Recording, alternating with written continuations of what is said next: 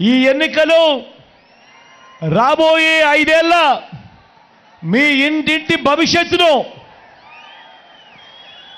పథకాల కొనసాగింపును నిర్ణయించబోయే ఎన్నికలు ఈ ఎన్నికలు అన్నది ప్రతి ఒక్కరూ గుర్తుపెట్టుకోండి.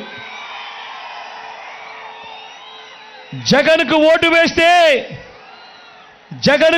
వేస్తే పథకాలన్నీ కొనసాగింపు,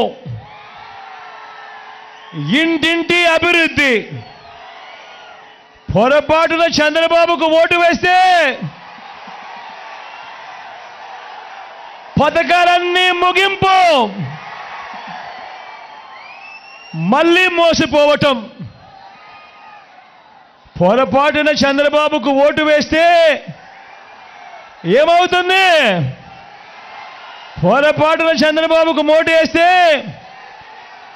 కొండ చిలువ నోట్లో తలకాయ పెట్టినట్టే అన్నది ప్రతి ఒక్కరు గుర్తుపెట్టుకోండి. పొరపాటున చంద్రబాబుకు ఓటు వేస్తే ఏమవుతుంది? చంద్రముఖి మళ్ళీ నిద్ర లేస్తుంది.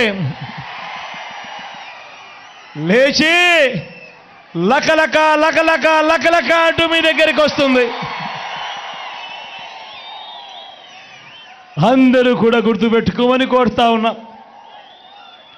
దేవుడి దయతో, మీ చల్లని దీవెనలతో ఈ 59 నెలలు మీ బిడ్డ పాలనలో మీ జగన్ రాష్ట్రంలో ఇంతకుముందు ఎప్పుడూ జరగని విధంగా, గతంలో ఎప్పుడూ చూడని విధంగా ఈ 59 నెలల కాలంలో ప్రతి రంగంలోనూ కూడా మీ బిడ్డ, మీ జగన్ విప్లవాత్మక మార్పును తీసుకొచ్చాడు. నేను అడుగుతా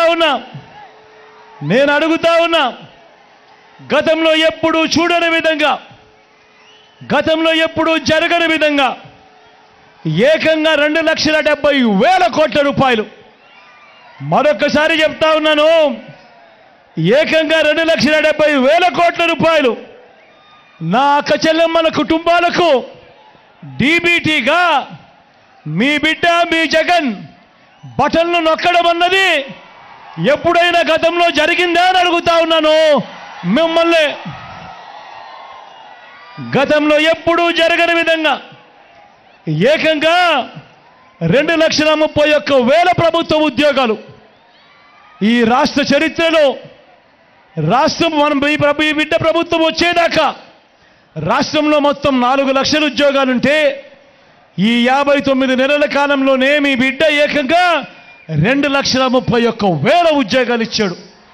చరిత్రలో ఎప్పుడైనా జరిగిందా ఇది అని అడుగుతా ఉన్నాడు మీ బిడ్డ.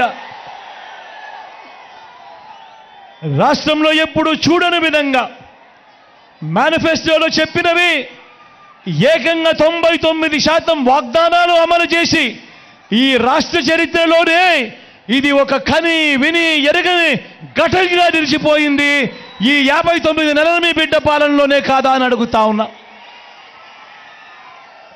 ఇంతకు ముందు ఎప్పుడైనా కూడా మనం గమనించింది ఏమిటంటే, ఎన్నికలప్పుడు మాత్రం అబద్ధాలు చెబుతూ మేనిఫెస్టో ఇస్తారు, ఆ తర్వాత మేనిఫెస్టోను చెత్తబుట్టలో వేసే కాలం. కానీ ఒక్క మీ బిడ్డ పాలనలో మాత్రమే మేనిఫెస్టోను ఒక బైబిల్గా, మేనిఫెస్టోను ఒక ఖురాన్గా, మేనిఫెస్టోను ఒక భగవద్గీతగా భావిస్తూ ఏకంగా 99% అమలు చేసి మళ్ళీ ఆ మేనిఫెస్టోను ప్రజల్లోకి తీసుకొని పోయి ప్రజలకి ఆ మేనిఫెస్టోను చూపించి ప్రజల ఆశీస్సులు కోరుతా ఉన్న ప్రభుత్వం దేశ చరిత్రలో ఏదైనా ఉంది అని అంటే అది మీ బిడ్డ ప్రభుత్వమే అని కూడా గర్వంగా చెప్తా ఉన్నా. ఈ సందర్భంగా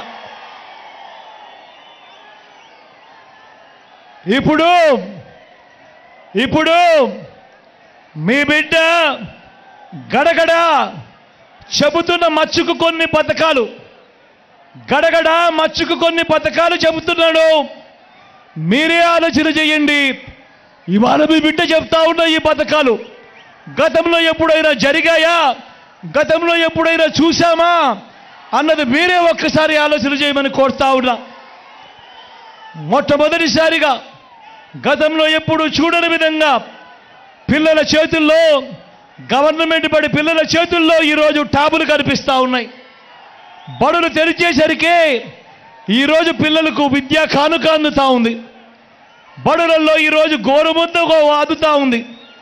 పిల్లల చదువులకు తల్లులను ప్రోత్సహిస్తూ ఓ అమ్మఒడి వారి పూర్తి ఫీజులతో ఏ తల్లి ఏ తండ్రి కూడా ఇబ్బంది పడకూడదు అని ఓ జగనన్న విద్యా దీవెన, ఓ జగనన్న వసతి దీవెన. అక్క చెల్లెమ్మలను వాళ్ళ కాళ్ళ మీద వారు నిలబడే విధంగా ఆ అక్క చెల్లెమ్మను నిలబట్టాలని, ఆ అక్క చెల్లెమ్మలకు ఆసరా, ఆ అక్క చెల్లెమ్మలకు సున్నా వడ్డీ, ఆ అక్క చెల్లెమ్మలకు ఒక చేయూత, ఆ అక్క చెల్లెమ్మలకు ఒక కాపు నేస్తం, ఆ అక్క చెల్లెమ్మలకు ఒక ఈబీసీ నేస్తం. అక్క చెల్లెమ్మల పేరిట గతంలో ఎప్పుడూ జరగని విధంగా ఏకంగా 31 లక్షల ఇళ్ల పట్టాలు నా అక్క చెల్లెమ్మల పేరిట రిజిస్ట్రేషన్ చేసి మరి అందులో కడతా ఉన్న 22 లక్షల ఇల్లు. నేను అడుగుతా ఉన్నా, గతంలో ఎప్పుడైనా కూడా ఈ పథకాలను కానీ ఈ విధంగా ప్రతి పేదవాడిని ఆదుకోవడం కానీ ఎప్పుడైనా గతంలో జరిగిందా అని అడుగుతా ఉన్నాడు మీ బిడ్డ. గతంలో ఎప్పుడు జరగని విధంగా అవ్వ తాతలకు ఇంటికే 3,000 రూపాయలు పెన్షన్ కానుక ఎప్పుడైనా గతంలో చూసామా అని అడుగుతా ఉన్నాడు మీ బిడ్డ. గతంలో ఎప్పుడు జరగని విధంగా రైతన్నలకు పెట్టుబడికి సాయంగా రైతన్నలకు ఓ రైతు భరోసా, రైతన్నలకు ఓ ఉచిత పంటల బీమా, సీజన్ ముగిసేలోగానే రైతన్నలకు ఇన్పుట్ సబ్సిడీ, పగటి పూటనే రైతన్నకు 9 గంటల పాటు ఉచిత విద్యుత్. ఇవన్నీ రైతన్న కోసం వేసిన అడుగులు గతంలో ఎప్పుడైనా జరిగాయా అని అడుగుతా ఉన్నాడు మీ బిడ్డ. స్వయం ఉపాధికి అండగా నిలుస్తూ ఓ వాహన మిత్ర, నేతన్నలకు ఒక నేతన్న నేస్తం, మత్స్యకారులకు ఓ మత్స్యకార భరోసా, ఓ తోడు ఓ చేదోడు, చిరు వ్యాపారులకు, శ్రమజీవులకు, లాయర్లకు లా నేస్తం. ఇవన్నీ గతంలో ఎప్పుడైనా చూశామా అని అడుగుతా ఉన్నాడు మీ బిడ్డ. పేదవాడి ఆరోగ్యం గురించి ఇంతగా పట్టించుకున్న ప్రభుత్వం బహుశా దేశ చరిత్రలోనే ఎక్కడా ఉండదేమో. పేదవాడి ఆరోగ్యానికి రక్షగా విస్తరించిన ఆరోగ్యశ్రీ, ఏకంగా 25 లక్షల దాకా ఉచితంగా వైద్యం. ఆరోగ్యశ్రీయే కాకుండా ఆ పేదవాడికి తోడుగా ఆరోగ్య ఆసరా, గ్రామంలోనే విలేజ్ క్లినిక్, గ్రామంలోనే ఫ్యామిలీ డాక్టర్, ఇంటికే ఆరోగ్య సురక్ష. ఇవన్నీ గతంలో ఎప్పుడైనా జరిగాయా అని అడుగుతా ఉన్నాడు మీ బిడ్డ. ఆలోచన చేయమని కోరుతా ఉన్నాం. గతంలో ఎప్పుడు చూడని విధంగా ఈరోజు ఏ గ్రామానికి వెళ్ళినా కూడా గ్రామంలో గ్రామ సచివాలయం కనిపిస్తుంది. ఆ సచివాలయంలో ఏకంగా 600 రకాల సేవలు ఈరోజు అదే గ్రామంలో అక్కడే అందుబాటులోకి వచ్చాయి. ప్రతి 60-70 ఇళ్లకు ఓ వాలంటీర్ వ్యవస్థ. అదే గ్రామంలోనే 4 అడుగులు ముందుకు వేస్తే ఓ ఆర్వీకే కనిపిస్తుంది, రైతన్నను చేయబట్టుకొని నడిపిస్తూ. అదే గ్రామంలో మరో 4 అడుగులు ముందుకేస్తే ఓ విలేజ్ క్లినిక్ కనిపిస్తుంది, ప్రతి పేదవాడికి అక్కడే ఆరోగ్యానికి భరోసా ఇస్తూ. మరో 4 అడుగులు ముందుకు వేస్తే అదే గ్రామంలోనే నాడు నేడుతో బాగుపడ్డ ఓ ఇంగ్లీష్ మీడియం స్కూల్ కనిపిస్తుంది. అదే గ్రామంలోనే గ్రామానికే చేరిన ఫైబర్ గ్రిడ్ కనిపిస్తుంది, నిర్మాణంలో ఉన్న డిజిటల్ లైబ్రరీలు కనిపిస్తూ ఉన్నాయి. గ్రామంలోనే ఓ మహిళా పోలీస్ కనిపిస్తుంది, ప్రతి అక్క చెల్లెమ్మ ఫోన్లోనే ఓ దిశ యాప్ కనిపిస్తూ ఉంది.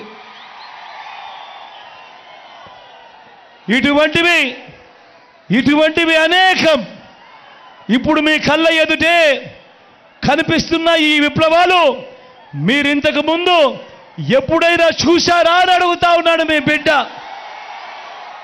ఇవన్నీ కూడా కేవలం ఈ 59 నెలల పాలనలోనే జరిగిన మాట వాస్తవం అవునా కాదా అని అడుగుతా ఉన్నాడు మీ బిడ్డ. మరో వంక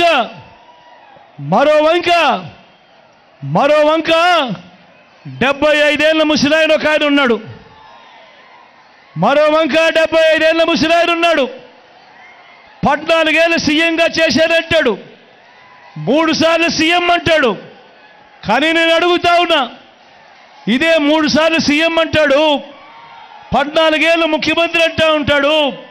మరి ఇదే చంద్రబాబు నేను అడుగుతా ఉన్నా, మీ సమక్షంలో అడుగుతా ఉన్నా, ఇదే చంద్రబాబు పేరు చెబితే ఏ పేదవాడికైనా కూడా ఒక్కటంటే ఒక్కటైనా కూడా ఆయన చేసిన మంచి ఏదైనా గుర్తుకు వస్తుందా అని అడుగుతా ఉన్నాడు మీ బిడ్డ. 2 చేతులు పైకెత్తాలి, ఇలా ఇలా ఇలా ఇలా ఇలా ఇలా ఇలా ఇలా ఇలా ఇలా ఇలా ఇలా ఇలా. మరి 14 ఏళ్ళు ముఖ్యమంత్రిగా చేసేదంటాడు, 3 సార్లు సీఎం అంటాడు. మరి అటువంటి చంద్రబాబు నాయుడు గారి పేరు చెబితే ఏ పేదవాడికైనా కూడా ఆయన చేసిన ఒక్కటంటే ఒక్క మంచైనా గుర్తుకు వస్తుందా అని అడుగుతా ఉన్నాడు మీ బిడ్డ. 2 చేతులు పైకెత్తాలి, ఇలా ఇలా ఇలా ఇలా ఇలా ఇలా ఇలా ఇలా ఇలా.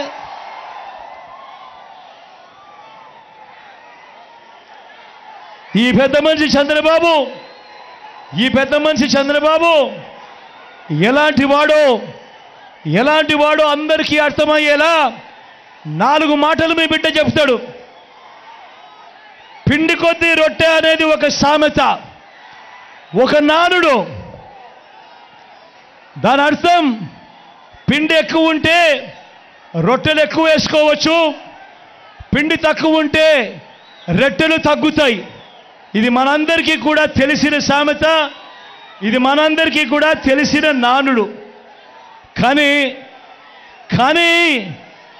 పిండి ఎంత ఉన్నా కూడా ఆ రొట్టెలు చేసే అధికారం చంద్రబాబుదైతే మాత్రం ఆ పిండి ఆ రొట్టె అన్నీ తాను తన వారు తినేయటమే ఒక స్కీమ్గా పెట్టుకున్నదే చంద్రబాబు పాలన. నేను అడుగుతా ఉన్నా, చంద్రబాబు తన 14 ఏళ్ల పాలనలో పేదల ఖాతాల్లోకి, అంటే మీ బ్యాంకు అకౌంట్లలోకి, అంటే మీ ఖాతాల్లోకి, అంటే నా అక్క చెల్లెమ్మల కుటుంబాల ఖాతాల్లోకి 1 రూపాయి అయినా వేశాడా అని అడుగుతా ఉన్నాడు మీ బిడ్డ. ఇలా 2 చేతులు పైకెత్తాలి, ఇలా ఇలా ఇలా ఇలా ఇలా ఇలా ఇలా ఇలా ఇలా ఇలా. అదే మీ బిడ్డ ఈ 59 నెలల పాలనలో నా అక్క చెల్లెమ్మల కుటుంబాలకు, వారి ఖాతాలకే, వారి చేతికే మీ బిడ్డ ఏకంగా 2,70,000 కోట్ల రూపాయలు. మరొకసారి చెప్తా ఉన్నాను, ఏకంగా 2,70,000 కోట్ల రూపాయలు నేరుగా మీ బిడ్డ బటన్ నొక్కుతా ఉన్నాడు. నా అక్క చెల్లెమ్మల కుటుంబాల ఖాతాల్లోకి నేరుగా వెళ్తా ఉంది.